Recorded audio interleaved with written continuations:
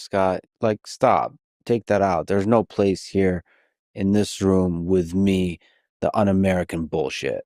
The implication here, man, is that I am un-American. Welcome back, everybody. So this is the most animated that I've ever seen Lex Fridman on a podcast. Now, admittedly, I don't watch Lex Fridman's podcast all too often. You know, there could be more moments where he's acted like this, but I just found this moment interesting. A lot of people were tuning into this particular moment and highlighting it, and I wanted to do the same. And actually, I was looking for your guys' opinions. I want to know, what do you think is going on here? Was this just a misunderstanding? Is Scott in the wrong here? Is Lex Fridman overreacting? Like, I'm actually a little bit confused about the dynamic. I'll let it play out. It builds up over the course of a few minutes, and you'll sort of see how this interaction explodes at the end.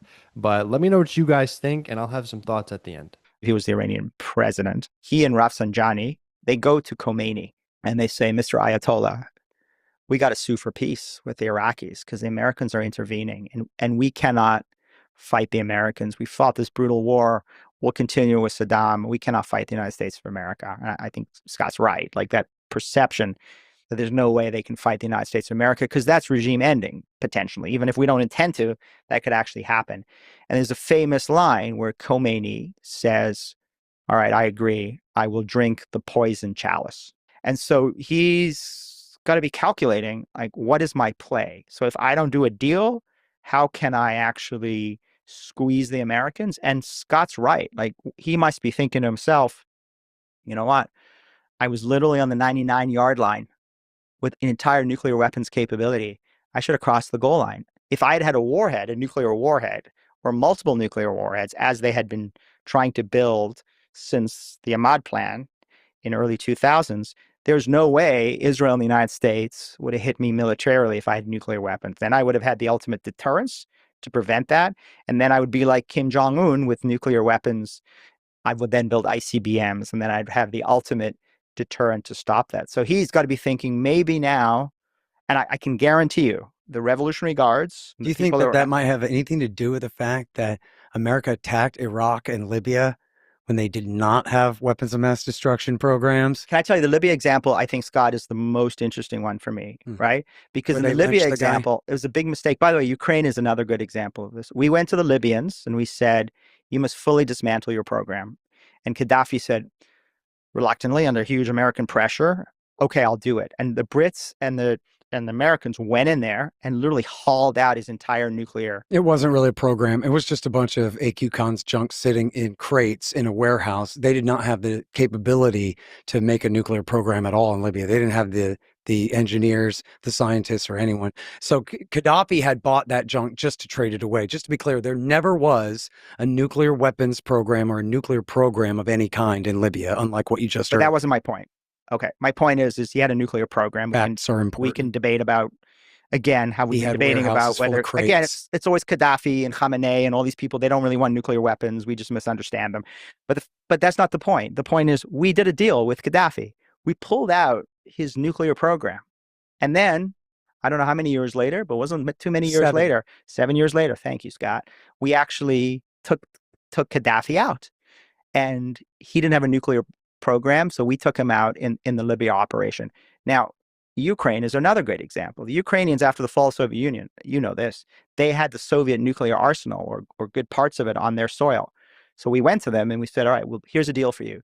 Give up the nuclear arsenal, right, off your territory, and we and the Russians and the French guarantee your territorial integrity and your sovereignty as a country. So the Ukrainians said, fair deal to me, gave up all the nuclear weapons, and then Putin has now invaded Ukraine twice. That's not what the Bucharest Declaration says, that we promised their security. We promised to respect it, and the Russians promised to, and both sides broke that promise. But there is nothing like a guarantee that America would protect Ukraine's sovereignty. No. They gave up those nukes, and they had no ability to use those nukes anyway because they were Soviet nukes with Soviet codes. And they belonged to the Soviet military, and the Ukrainians would have had no ability to use them or to deliver them. They were married to missiles that were made to fly around the world, not to Russia next door. But Scott, my point is, and I think this you'll agree with this, my point is, if you're Khamenei and you've seen those two examples of Libya, you gave up your nuclear program, Gaddafi gets taken down.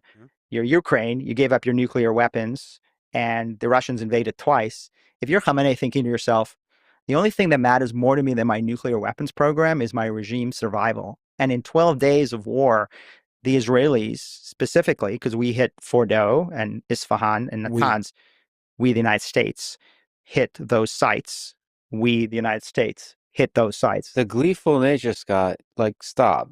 Take that out. There's no place here in this room with me, the un-American bullshit. Don't do that.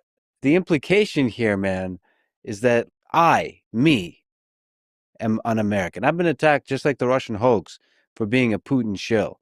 I'm an American. Well, when you talk about Ukraine's war with Russia, do you say we or do you say they? I said we, the United States. We Well, actually. you added the United States, but you had just No. described Israel strikes. Israel didn't strike Fordow, Scott. He talked about the U.S. attack. You're speaking to this other people that you've heard that somehow they do say we, and they talk about, I would say, ridiculously, as if I've even heard some people basically put Israel above U.S. and they're American citizens. Yeah, that's fucking ridiculous. But none of those people are in this room. There are demons under the bed. I'm sure those people exist. There's ridiculous people on the internet. There's ridiculous people in Congress.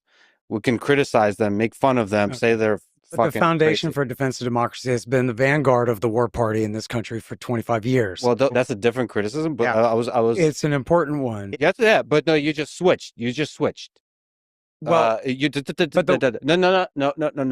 There's no un-American. You just switch from the un-American discussion to criticizing policies that particular institute. Fine, criticizing policies. Yeah, Do but that. what is Don't the do neo- the un-American bullshit. Lex, the Not here. neoconservative movement is the vanguard of the Israel lobby. That's who they are. That's what neoconservatism is Lex, about. I'm not a neocon. That's who the war I'm not a party is. neoconservative, so I don't know Well, who he's talking but about, but there- I'm not a Just neoconservative. let's not mix stuff up. There is a massive Israel lobby in America, in Washington, that is inseparable Here we from go the again. American war party. Yeah. Yeah. I've talked to John Mearsheimer. I respect him deeply. He's one of the most brilliant people speaking on that Agree. topic. Great. Okay. Let's just talk about today and the nuclear proliferation. Yes. You guys have been brilliant on this. I'm learning a lot. Let's continue. Yeah. in So this way. let's go back to where. All right, so there you have it. A couple of things happened there, and like I said, I want to know your guys' opinion of what you think that really unfolded, or what the drama was about. But it seems like, at least in part, Scott, when Mark Dubowitz starts talking about we, as if like inferring that we and Israel are one and the same thing. But when he was starting to talk about the strikes that the U.S. did, I think Scott maybe jumped in a little bit prematurely, thinking that he was talking about we as in like we are Israel or something, like where it's one and the same.